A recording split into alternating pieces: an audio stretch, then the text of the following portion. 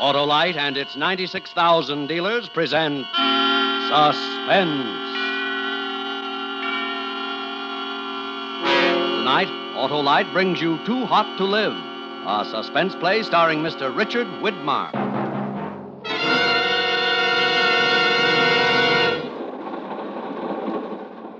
Hey, you! Freeloader. What? We don't sell tickets on this freight. Well, it was empty. I didn't think anybody'd mind. We're slowing down for a crossing. I don't want to find you when I come back. Where are we? Half-mile from Marcus Junction. Thanks. Forget the thanks. Just beat it before somebody inquisitive starts asking questions. Yeah, don't they always? The train rolls by, slowing, and the crossing bell warns that death is here. I don't recognize it, though. I walk toward Marcus Junction, toward death. In just a moment, Mr. Richard Widmark in the first act of Too Hot to Live. Well, Hap, how are the hobgoblins? Well, Halloween isn't here yet, Harlow. Soon will be, and that means the time has come to have your car made ready for the cold driving days ahead. And your friendly Autolite spark plug dealer is the man to see. What'll he do, Harlow? Why, your Autolite spark plug dealer will winterize your car, put in antifreeze, change the oil and grease. And check the spark plugs, too. Thanks, Johnny Plug Check, for a worry-saving reminder. Because spark plugs are the very heart of your car's ignition system. These are better than ever. You mean spark plugs need winterizing, too? They sure do, Hap. And that's why it pays to have your Autolite spark plug dealer replace worn-out spark plugs with world-famous ignition-engineered Autolite spark plugs. Autolite spark plugs, you know, are ignition-engineered to operate as a perfect team with your car's ignition system. And that's why you can't buy better spark plugs for your car than Autolite.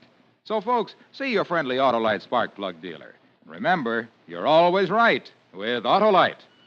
And now, with Too Hot to Live and the performance of Mr. Richard Widmark, Autolite hopes once again to keep you in suspense.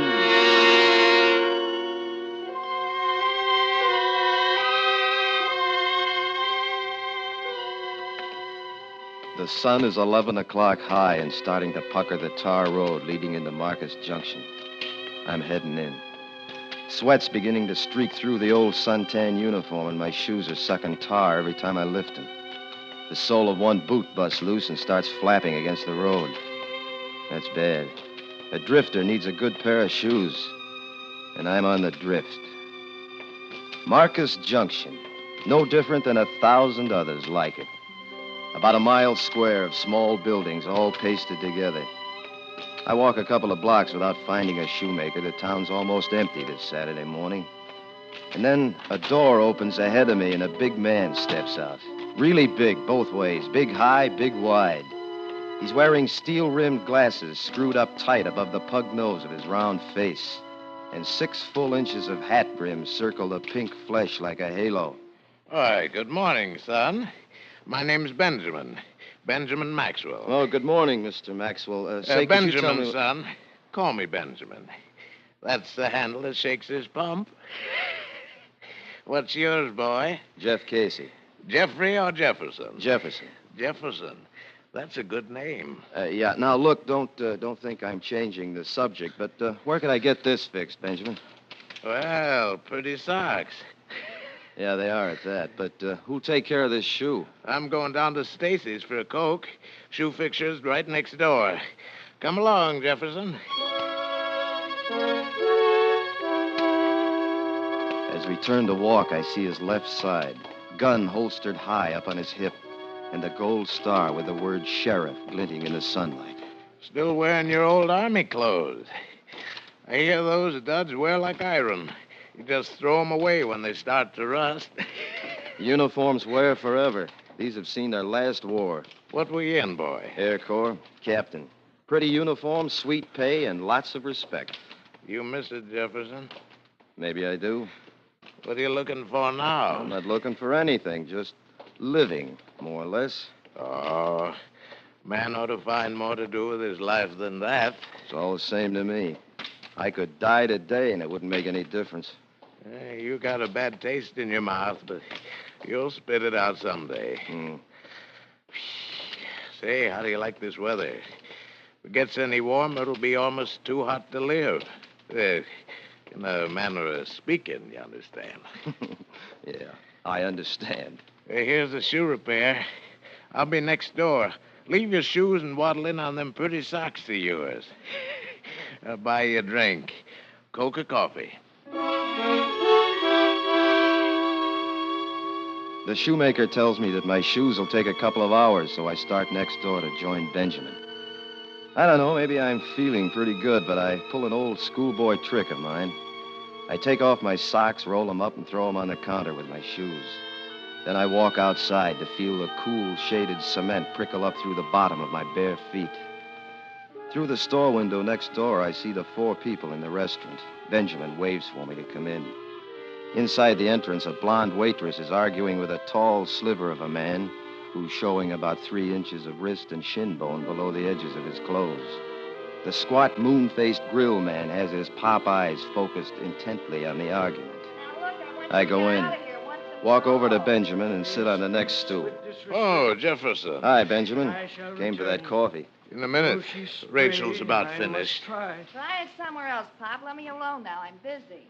And all her sins must find her out. She's a Jezebel and kin only to the devil. Yeah. You'll find it on the menu next week. Now find yourself a street corner. Get it out of your system. You are bad. Bad beyond all hope. See you around, Pop. I don't hope. The girl plays rough. Oh, that's just Rachel's way, Jefferson. I see you lean to bare feet. What's your friend having, Buster? Benjamin, Rachel. Maybe smart to tack nicknames on people, but my folks figured me for a Benjamin, and I'd like it that way. Sure, Buster. What'll it be, soldier? Black coffee, lady. And don't let the uniform throw you. I'm no soldier anymore. The Hollywood line of her mouth twists up into a lopsided kind of inviting grin as she turns to get the coffee. I watch the dark shadows that follow the rippling lines of her uniform when she moves. Rachel is quite a woman. All woman. Coffee. Barefoot. Like you, soldier. Your friend's real pretty, Buster. You think everybody's pretty. He's a doll. You be around long, soldier? Long enough to get my shoes fixed, Rachel. Rachel. You know, that name doesn't go with you. It's a name. Too bad you're moving on soon. New faces are scarce around here. Especially one like yours. Well, I've got some law to enforce. Will I see you before you go, Jefferson? I'll find you, Benjamin. Do that, boy. I'm afraid to face that heat out there. Now, you behave yourself, Rachel. Yes, well. You like playing it tough? Under it all beats a heart of gold. Mm-hmm. Tell me what it's like in the world outside, soldier. Hey, Rachel, why don't you put up some more coffee? Tend to your bacon, lover. I got company. Your boyfriend? Lover boy there? No, that's Kenny. He's keeping company with a hot grill. You oughtn't to talk about me like that, Rachel. Not very nice. Well, then don't bother me while I'm with my friends.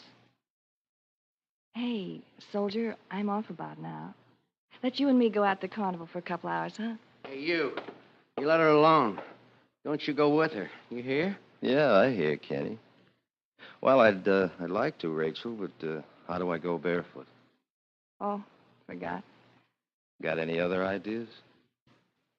Yeah, matter of fact, I live upstairs over this greasy spoon. Let's go up and mix ourselves something cool while we wait for your shoes. You can't do that. It isn't nice. It don't look right. Don't it? Come on, let's go, Rachel. Don't you? No, you can't. I'll stop you. Go hash some potatoes, lover. My arm, soldier? No, Rachel. Hey, look, I'll get someone to tend here. I'll come right up. You do, and I'll barbecue you on your own grill. We go out, and my feet scruff over the shaded pavement as we pass through the doorway on the left. I follow her up a flight of stairs and into a small box-like apartment. Living room, bedroom, kitchen, and bathroom. Be it ever so humble, this is home. Let's kick out a wall or something. The windows don't help much, but the drinks will. Hey, why do you have to lean into the kitchen? Why not just walk in? Fresh varnish on the floor. The heat don't let it dry. It's a long reach for a long drink. It's a long day. Well, here you go, soldier.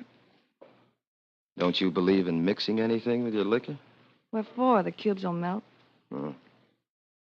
What do we drink to, soldier? The heat? The heat. Cools you off, don't it? It burns its way down my stomach and explodes. That's My good. pores damn it, open and the soldier. perspiration oozes down. Here, let's have another. She's still Now, what talking, about- but I'm going numb. Let's drink The to heat, my no conscience. food. I shouldn't be drinking. You're real. Who cute, cares? soldier. I'm getting foggy. She's drifting closer. I don't know who kisses who first. Bitter tears, tears of loneliness and regret. Let's drink to us Everything's this moving time. around Us. like feathers in a high wind. You're real And pretty. sometimes one drifts in through the fog.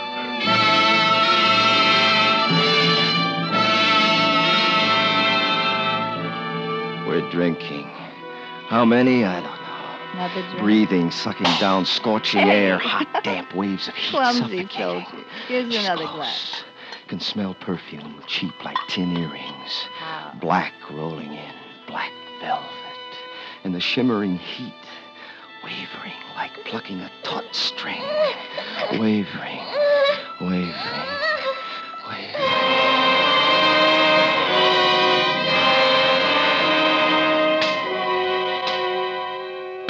There's a steady sound, sharp, smart little cracks. I tear my eyelids apart and a flash of ceiling whirls by.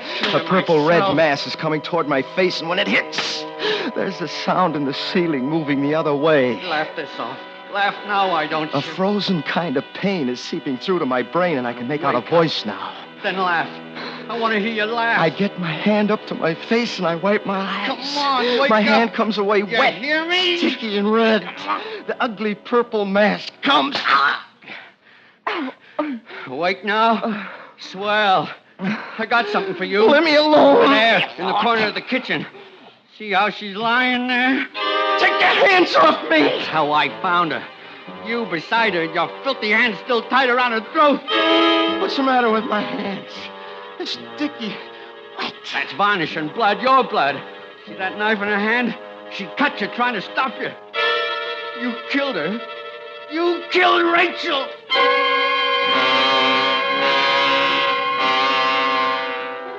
He doesn't make any kind of sense. The bathroom door's open, and I staggered toward it, stepping on broken glass, pain stinging, remembering bare feet. The open shower waiting for me. I turn the handle of the cold water, and I half throw myself into the shock of the stream. I'm coming alive. Reaction setting in. Fright. He said I killed him. Hey, Sheriff! Benjamin! Hey, Benjamin, come up here. I got a dirty killer for you. That lousy friend of yours killed Rachel. Come and get him!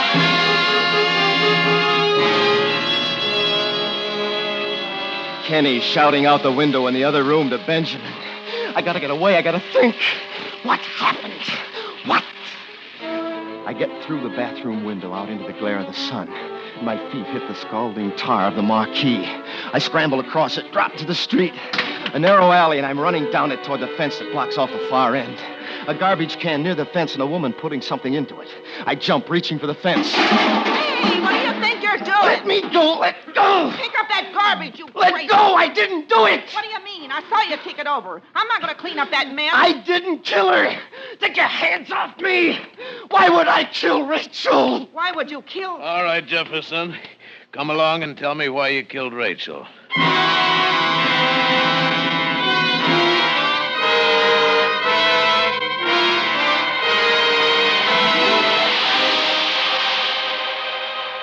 Autolite is bringing you Mr. Richard Widmark in Too Hot to Live. Tonight's production in radio's outstanding theater of thrills, Suspense.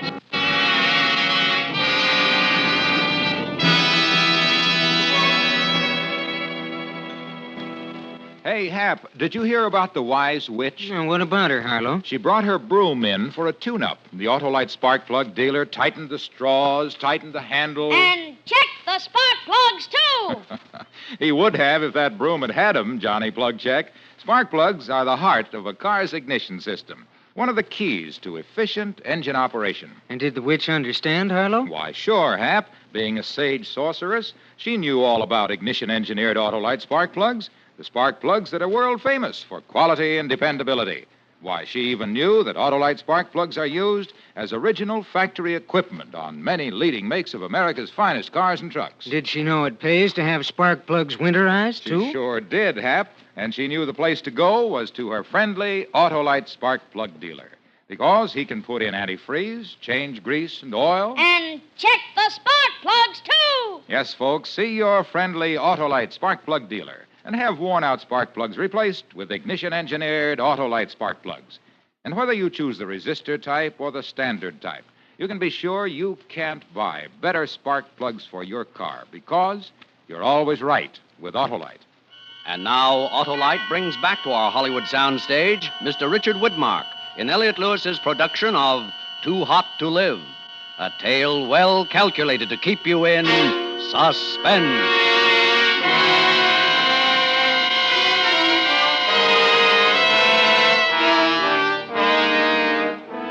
Benjamin is leading me out into the sweltering street again. The sun burns into my flesh, accusing as if to cause the murder to flow out of my open pores. And Benjamin walks beside me again. Not holding me, just talking, asking questions which I can't answer. Why'd you do it, son? I didn't kill her, Benjamin. I don't remember, but I know I didn't kill her. You don't sound sure, Jefferson. Don't you know? Well, we were drinking. I blacked out. Drunk unconscious. You could still move around. Could do what was done in that apartment. But I couldn't. Why would I want to do that? Maybe you played too rough. Maybe she tried to stop you, cut you with a knife. Why did you run away? I was scared. Kenny said my hands were around her throat. Well, I'll have to lock you up, and then I'll go back and have a good look around. Maybe I'll find something. And if you don't? Rachel's dead, Jefferson. Wasn't premeditated, but that don't excuse it. She's still dead. They'll try to hang me. Why can't I remember what happened, what led to this? The sweat's rolling down Benjamin's forehead, collecting along the top of his glasses, sliding into his eyes. They smart and snap shut. He has to stop, try to rub the sting away. I slap at his glasses, knocking them off his face, and grab for his gun. His arm comes down fast, hard, chopping at my hand, numbing the arm to the shoulder. And the gun falls to the road. I run, hobbling up and down, lopsided, trying to get away from Benjamin and from the burning and torn feet under me. Come back. You can't get far. I'll get you anyway. I'm running again down the burning streets, out to the end of town toward the railroad. I run till my legs slide away from under me. And then I crawl, dragging a body that has no feeling. A dead weight that robs my arms of their strength. And finally, steel rails glisten ahead as I lay sprawled out. My heart and lungs going crazy in my body. Something starts down in my chest, spreads up to my throat, spilling out of my mouth. I've had enough.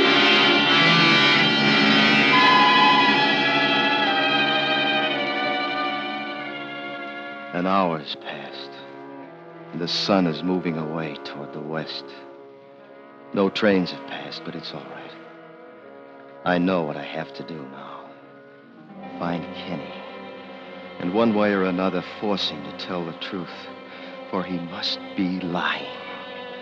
I lick my handkerchief and I wipe the dried blood off my hands and feet. I comb my hair, I throw away the army shirt and move back to town. Stepping gently, I make my way up the back streets to the restaurant. Pulling my pants down low to cover as much of my bare feet as possible, I step inside. There's a stranger behind the counter. Well, howdy. Hi. Say, where is everybody in this town? Oh, most are out at the carnival. Some are looking for a killer roaming around. Yeah, I heard about him. Heard he was picked up a couple of miles out. Good deal. You know, Rachel worked here. Yeah, I know. Say, where's Kenny? Oh, he's out at the Clovis place. You wanted to be the one to tell Rachel's folks about, you know. Sure. Well, I guess I ought to go out there and pick him up. I don't know the place too well. How do I get there? Just follow this road down. About a half a mile out of town, you'll find a dirt cutoff. Can't miss the mailbox. Thanks. Say, if you miss him, who'll I say was asking? Just tell him his cousin Jim was here. Well, pleased to have met... Hey, you ain't wearing shoes. You're the one. You're the killer. Run again. Another alley, blistering pavement, cement ripping in the jagged rocks again. Time's running out. Benjamin will know where I'm going. Out to the main highway, pants pulled low and thumb up in the air. Here comes my ride. He's got to stop. He's got to. Stop, please. Hop on, son. Oh, thanks. Thanks, mister. Thanks a lot. You're welcome. I'm not going far. Well, I'm just going out to the Clovis farm. I know the place. Why are you going there now? I'm a cousin at Kenny's. I'm going to meet him out there. Oh, I don't place you. I'm visiting from back east. You're not wearing shoes. Yeah, it's a silly thing, isn't it? I lost my shoes while wading barefoot in the stream. Didn't help my feet any. What stream is that, fella? Well, you know the one. I don't know the name of it. It's out there in the woods. Oh, yeah. I think I know the one. Yeah, this is the dirt road you want. The house is over the rise. Thanks again. I'll see you. I limp up the rising dirt path. At the top, I turn for a look at my ride. He's swinging around toward town. Benjamin will get to me, and soon. An old two-storied farmhouse rises out of the cleared fields around me. A big gray barn stands off near the house, and 2 old cars are sitting empty behind it. Kenny's got to come to one of them. I'll wait.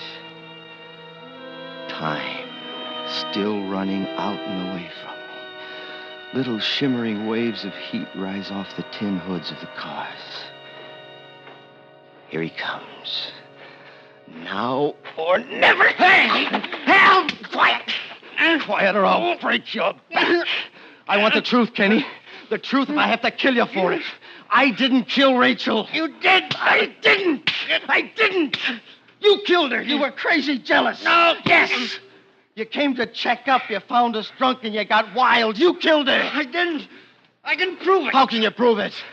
That wasn't 3 minutes from the time I left the restaurant and the time I called Benjamin. Not enough time to get up there, kill her, and bring you around. 3 minutes. I can prove it.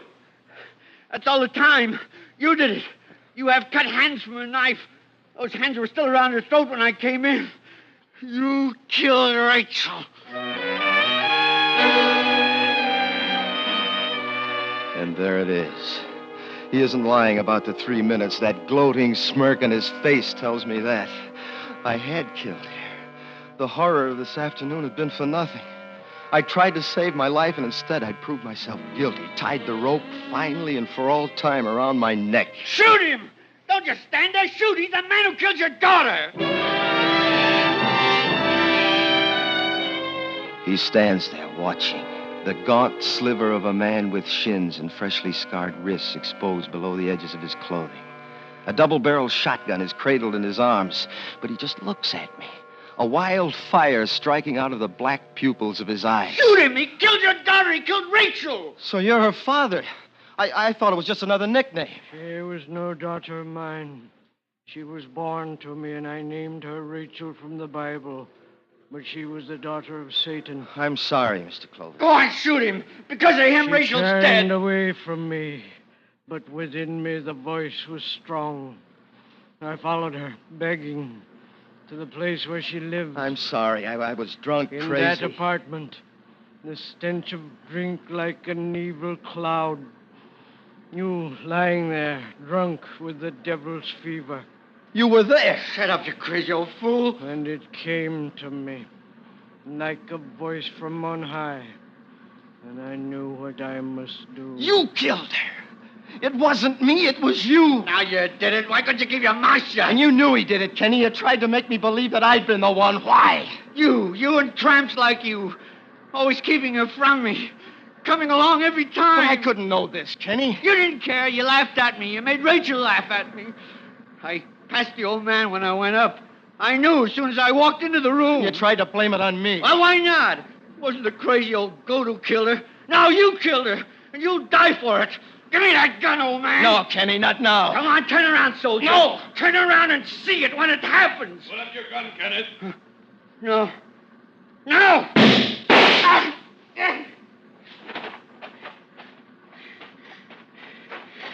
Get up, Jefferson. We'll go home now.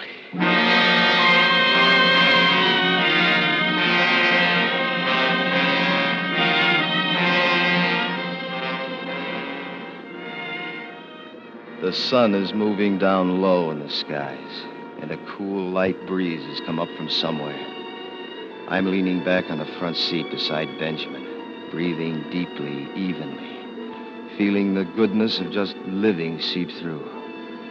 In the back seat, old man Clovis sits staring ahead, not even aware of the blanket-wrapped body of Kenny lying on the floor at his feet. If you hadn't been so eager to run, I could have saved your feet a lot of wear. I knew you weren't a murderer, son. You knew? I went back to the apartment. Old stories there, in the varnish on the kitchen floor. No bare feet around the body, but lots of hobnailed boot prints. You cut your hand on broken glass in the living room, and it bled. And I was running. Well, you can stop running now, son. Stay here in town with us, huh? There's lots for you to do. Thanks. Well, it's been quite a day, Benjamin. Sure has been a scorcher. Glad to see the sun going down. On a day like this, it's almost too hot to live. No, don't say that, Benjamin. It never gets that hot.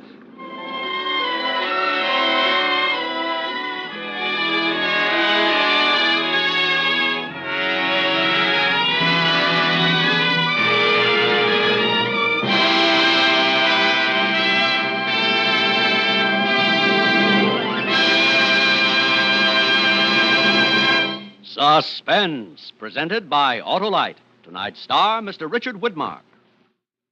Hey, Hap, did you hear about the ghost who got stiff on Halloween? How come, Harlow? The laundry starched his sheet. Oh, that must have been cornstarch. Well, this is no corn, Hap. It's good advice. Get your car tuned up and winterized now.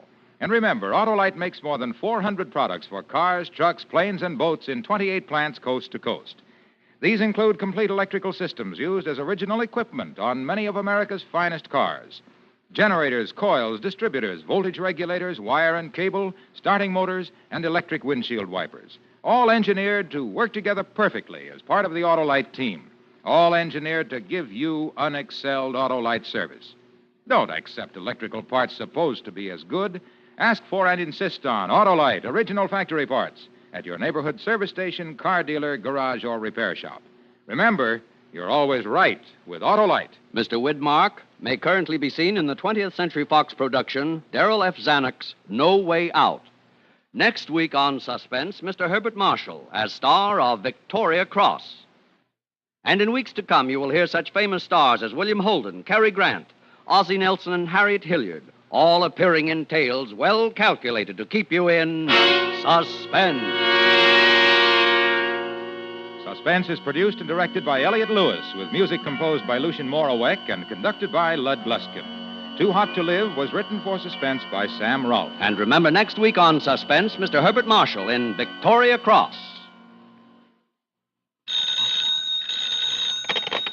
You can buy world-famous Autolite resistor-type or standard-type spark plugs, Autolite stay-full batteries, Autolite electrical parts at your neighborhood Autolite dealers.